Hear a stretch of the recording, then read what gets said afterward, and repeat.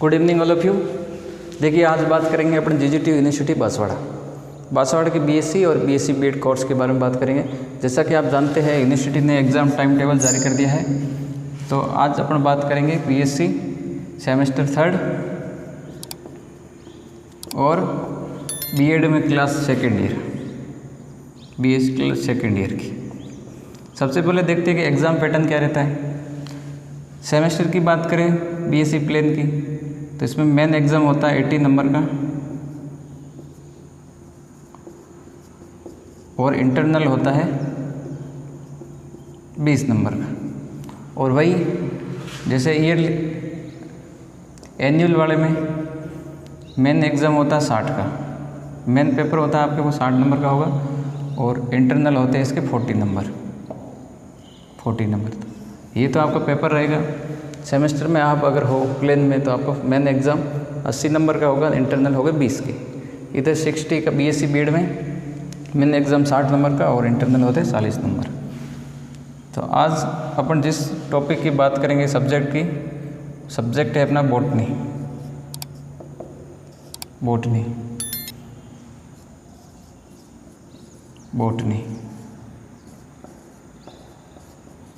वनस्पति विज्ञान।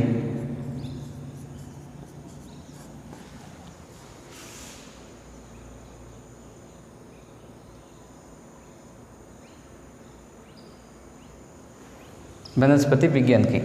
और इसी सेशन से बीएससी और बीएससी बीएड में सेमेस्टर सिस्टम शुरू हो गया है। सेमेस्टर सिस्टम हो गया है, बीएड में भी हो गया है और बीएससी में तो पिछले 2 साल से है। तो आपके सेमेस्टर के एग्ज़ाम दिसंबर के बाद होंगे, तो उसको लेकर आप बात करेंगे। आज अपन क्लास है आपकी बीएससी सेकेंड ईयर और सेमेस्टर है 3, प्लेन वालों का सेमेस्टर है 3। तो अपन जिस सब्जेक्ट की बात करेंगे अपना सब्जेक्ट है बॉटनी।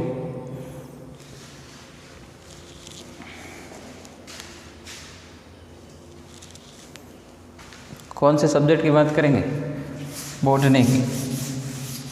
सब्जेक्ट के साथ साथ आपके जो इम्पोर्टेंट सवाल, इम्पोर्टेंट क्वेश्चन जो अभी हाल ही एग्ज़ाम में आएंगे उसके बारे में डिस्कस करेंगे।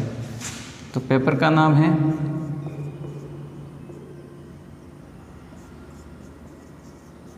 Plant physiology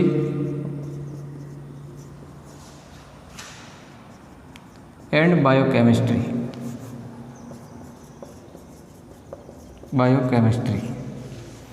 plant physiology and biochemistry, और हिंदी में इसको बोलते हैं पादप कार्यकी तथा जैव रसायन। आपने पूरे साल मेहनत की, बहुत पढ़ाई की, पर अब टाइम है लास्ट इम्पोर्टेंट क्वेश्चन पढ़ने का। तो आज अपन बात करेंगे इम्पोर्टेंट सवाल की, इम्पोर्टेंट क्वेश्चन जो आपके एग्ज़ाम में आएंगे। प्लांट फिजियोलॉजी एंड बायोकेमिस्ट्री, जैसा कि आपके सिलेबस में दे रखा है 3 यूनिट होती है। तो 3 यूनिट में जो जो इम्पोर्टेंट है वही मैं आपको भी बताऊंगा। जैसे फर्स्ट यूनिट है उसमें आपको डिफिजन वगैरह वाला है प्लांट फिजियोलॉजी में। तो आपको इम्पोर्टेंट फर्स्ट तो एक पढ़ना है केम साइकिल,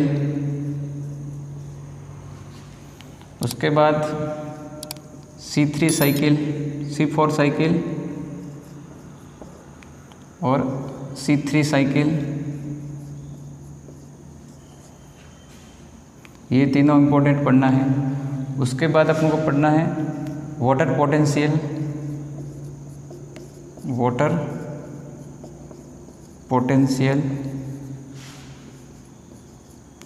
जल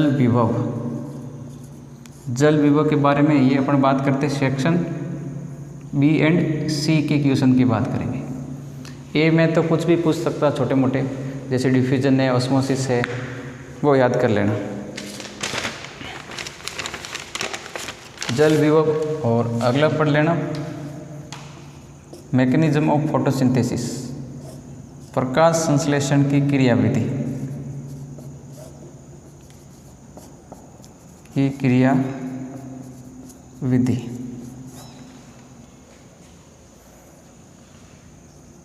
फिर उसके बाद डिफ्यूजन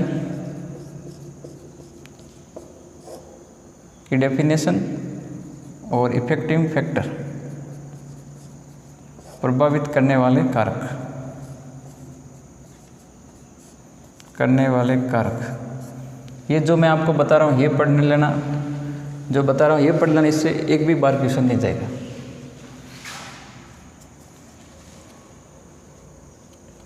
इसके बाद पढ़ना है opening and closing of stomata,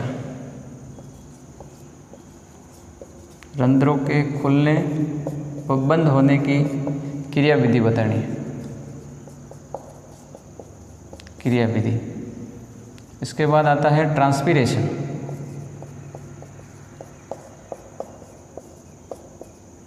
transpiration किसे कहते हैं और इसके टाइप्स बताने हैं।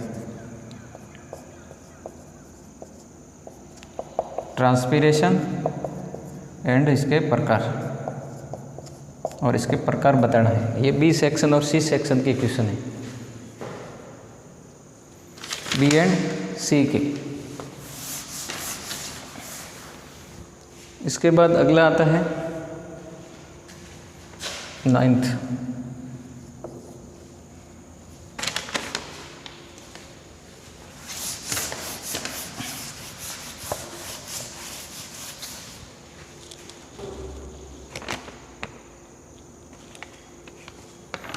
अगला आपको पढ़ना है ग्लाइकोलाइसिस।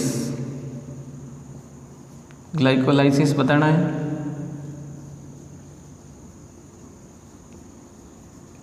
ग्लाइकोलाइसिस और क्रेब्स साइकिल, पूरी क्रेब्स साइकिल समझानी है। क्रेब्स साइकिल्स,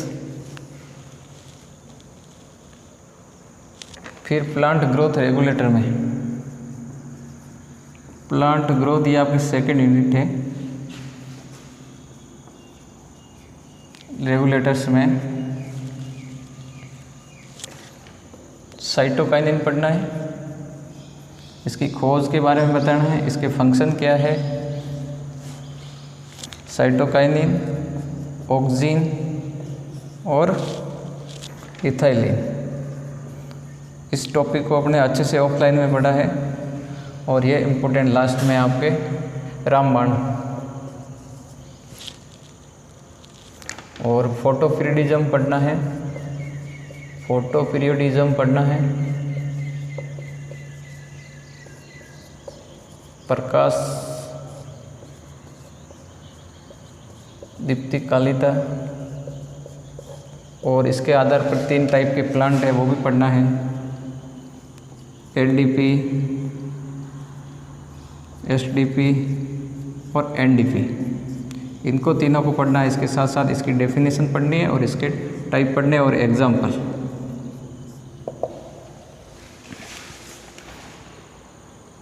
एग्जाम्पल जैसे ग्लाइकोलाइसिस में डेफिनेशन बतानी है, खोज, उसके बाद पूरा साइकिल, और ये सी और बी सेक्शन के क्वेश्चन है। बी एंड सी सेक्शन में आएंगे। एक सेक्शन में कुछ भी पूछ सकते हैं, तो छोटी मोटी डेफिनेशन याद कर लेना।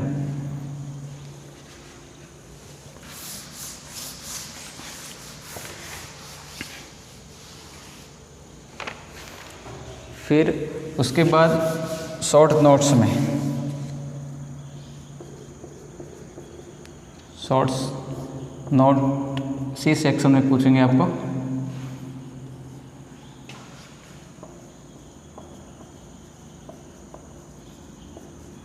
वर्नलाइजेशन,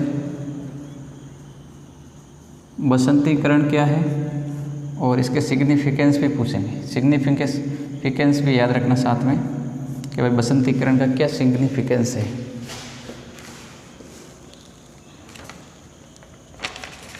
और इसके बाद photo system first and photo system second, ये तो पढ़ना ही है।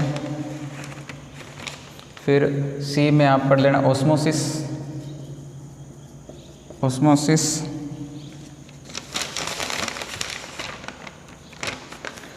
ऑस्मोसिस, और अगला है टीपी एंड डब्ल्यूपी। टीपी का मतलब ट्रिगर प्रेशर, इसका मतलब वॉल प्रेशर। स्फीति दाब व भित्ति दाब, स्फीति दाब व भित्ति दाब दोनों ही इम्पोर्टेंट्स हैं, दोनों ही पढ़ लेना। भित्ति दाब,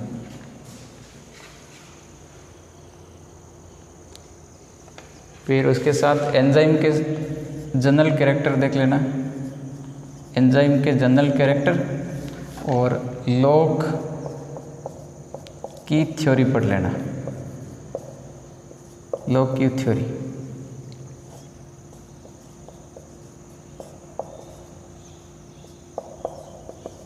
सिद्धांत, लॉग की थ्योरी पढ़ लेना।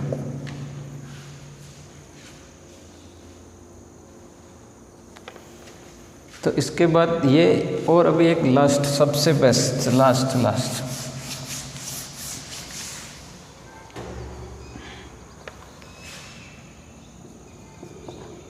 N2 मेटाबॉलिज्म पढ़ना है आपको। मेटाबॉलिज्म, नाइट्रोजन उपापचय के बारे में पढ़ना है, और लिपिड मेटाबॉलिज्म,